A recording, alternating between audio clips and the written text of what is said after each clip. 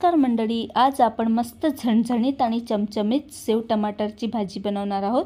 तर त्यासाठी मी फक्त 2 टमाटर घेतलेले आहे आणि एक मोठी वाटी भरून मी हे बारीक शेव घेतलेले आहेत। तर जे जास्त बारीक शेव येतात ते शेव नाही घ्यायचे, थोडेसे असे जाडसर थोडेसे असतात ते शेव घ्यायचे आहेत, नाहीतर भाजी अगदी गारा होऊन जाईल बारीक शेव घेतले तर।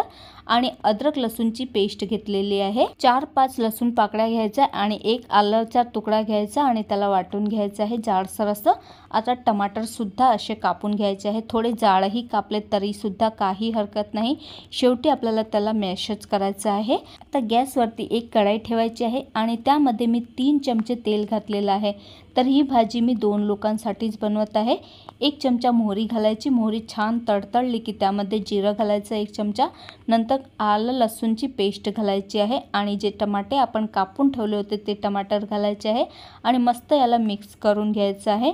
त्यानंतर यामध्ये आपल्याला काही बेसिक मसाले घालायचे आहेत। त्यामध्ये मी अर्धा चमचा हळद, 1 चमचा लाल तिखट, 1 चमचा धणेपूड आणि 1 चमचा गरम मसाला घेतलेला आहे। मसाले घातल्यानंतर याला मिक्स करून घ्यायचं। नंतर यामध्ये आपल्याला चवीप्रमाणे मीठ घालायचं आहे।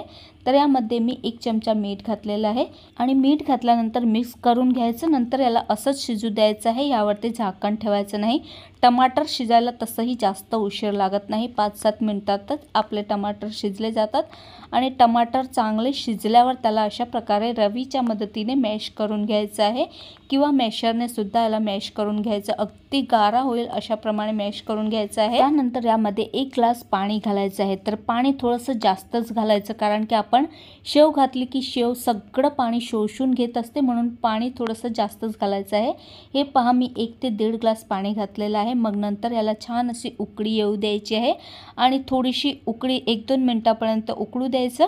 नंतर याला पूर्णपणे थंड होऊ द्यायचं आहे। थंड झाल्यानंतरच यामध्ये शेव घालायची, नाहीतर गरम गरम तुम्ही जर घातली तर शेव सगळं पाणी पिऊन जाते आणि भाजी अगदी आपली गारा होऊन जाते। म्हणून पाणी अगदी थंड होऊ द्यायचं आहे, त्यानंतरच यामध्ये शेव घालायचे आहे।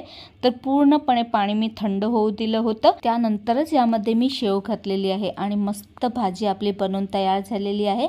आता शेवटी भरपूर अशी कोथिंबीर घालायची आणि मस्त आपली झणझणीत आणि चमचमीत शेव टमाटरची भाजी बनवून तयार झालेली आहे। गरम गरम शेव अजिबात घालायचे नाही, नाहीतर सगळी भाजी आपली अगदी गारा होऊन जाते, म्हणून थंड झाल्यावरच आपल्याला शेव घालायचं आहे। तर चला, मस्त झणझणीत शेव टमाटरची भाजी बनवून तयार झालेली आहे। तर ज्या दिवशी घाई गडबड असेल आणि भाजीला काही सुचतच नसेल तर त्या दिवशी अगदी झटपट तयार होणारी आपली ही शेव टमाटरची भाजी एकदा नक्कीच बनवून बघा। खूपच टेस्टी अशी ही भाजी लागते आणि अगदी कमी वेळात बनवून तयार होते। तर मग तुम्हाला आजची ही रेसिपी कशी वाटली मला कमेंट करून नक्की सांगा आणि रेसिपी जर आवडली असेल तर व्हिडिओला लाईक करा, शेअर करा आणि माझ्या चॅनलला सुद्धा सबस्क्राईब करायला विसरू नका आणि शेजारचं बेल आयकॉन सुद्धा प्रेस करा, जेणेकरून मी जेव्हाही नवीन रेसिपी अपलोड करेन त्याचं नोटिफिकेशन तुम्हाला सर्वात आधी मिळेल। तर भेटूया अशाच एका नवीन रेसिपी सोबत, तोपर्यंत बाय।